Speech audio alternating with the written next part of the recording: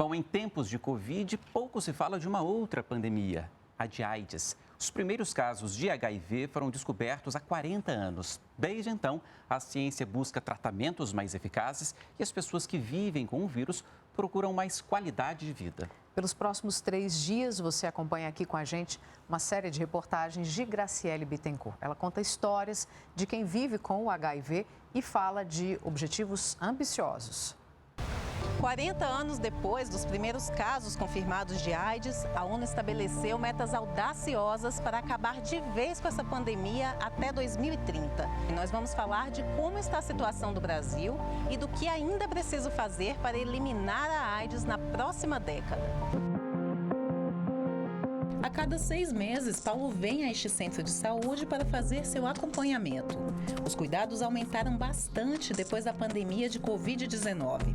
Mas não é a primeira vez que o jornalista de 59 anos vê um vírus se espalhar pelo mundo e mobilizar a comunidade científica. Paulo tinha 22 anos quando a morte de um namorado conectou a história dele à de uma outra pandemia. Naquela época não tinha teste, não tinha medicamento, ninguém sabia o que era aquilo direito. Quer dizer, já se sabia, já tinha o nome, o HIV desde 83. O teste para identificar a presença do vírus da imunodeficiência humana, HIV, só chega em 85. Em 87, surge uma perspectiva de tratamento. Era um medicamento conhecido como AZT. Custava $120 cada frasco de AZT em 1992. Eram 8 comprimidos por dia. Era absurdo e ele deixava a gente cinza. O vírus vai indolentemente tirando as tuas defesas, até que chega um momento que você não consegue mais e desenvolve AIDS. E AIDS é você desenvolver ou uma infecção ou um câncer, que a gente chama de oportunista. E aí com risco alto de morrer, porque você lesou toda a sua defesa do organismo. Eu tinha um filho único, no auge da beleza, da mocidade, do sucesso brasileiro, e de repente, como se fosse uma espada na cabeça dele, uma sentença de morte. Cazuza foi um dos primeiros artistas brasileiros a falar abertamente sobre a AIDS. O assunto era um verdadeiro tabu.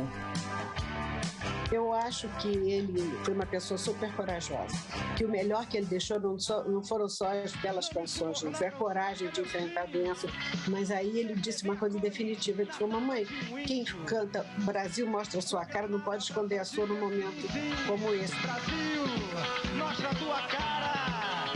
E ele serviu também de exemplo para milhões de soropositivos mostrarem as suas caras. Eu estou chegando perto dos 60 anos.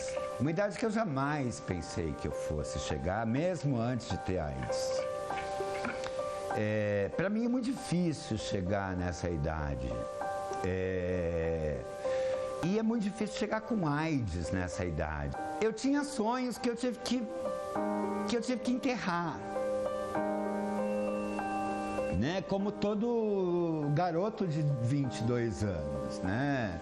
Quando Cazuza morreu, em 1990, o Brasil registrava mais de 6 mil casos de AIDS. Só que nesta segunda década da pandemia, o país já contava com um sistema único de saúde criado pela Constituição de 88.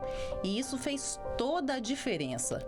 O Ministério da Saúde disponibilizou gratuitamente medicamentos antirretrovirais e investiu em uma série de políticas públicas de prevenção.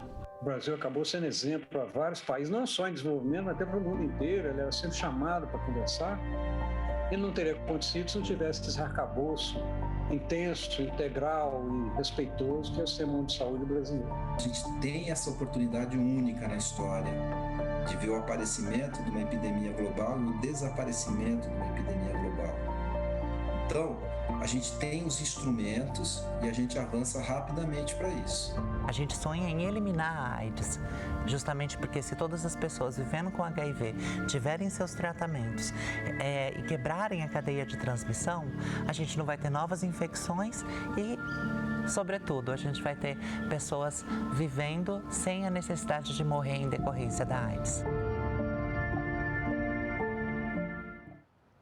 Amanhã você vai ver detalhes de uma busca incansável no Brasil e no exterior, a cura da AIDS.